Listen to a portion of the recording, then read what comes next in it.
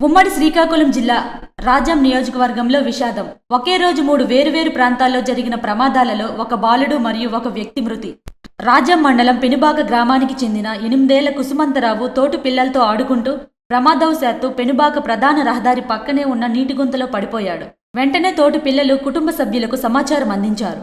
అయితే వారంతా వచ్చి గుంతలో నుండి బాలుడిని బయటికి తీసి అనంతరం రాజాం ప్రాంతీయ ఆసుపత్రికి తరలించారు. అయితే అప్పటికే బాలుడు మృతి చెందినట్లు వైద్యులు వెల్లడించారు. దీంతో తల్లిదండ్రుల వేదన వర్ణనాతీతంగా మారింది. 8 ఏళ్ల చిన్నారి మృతి చెందడంతో గ్రామంలో విషాద ఛాయలు అలుముకున్నాయి.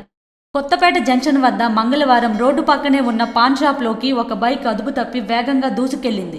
ఈ ఘటనలో షాప్లో ఉన్న బందరు మాధారావు అనే వ్యక్తి మరణించాడు. అలాగే బైక్ నడుపుతున్న వ్యక్తికి కూడా తీవ్ర గాయాలు కావడంతో రాజాం ఏరియా ఆసుపత్రికి తరలించి చికిత్స అందిస్తున్నారు. సమాచారం మేరకు పోలీసులు సంఘటనా స్థలానికి చేరుకొని మృతదేహాన్ని ఆసుపత్రికి తరలించారు. కాగా మృతుడికి భార్య, 3 పిల్లలు ఉన్నారు.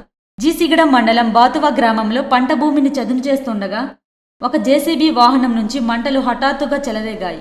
దీంతో స్థానికులు భయాందోళనకు గురయ్యారు.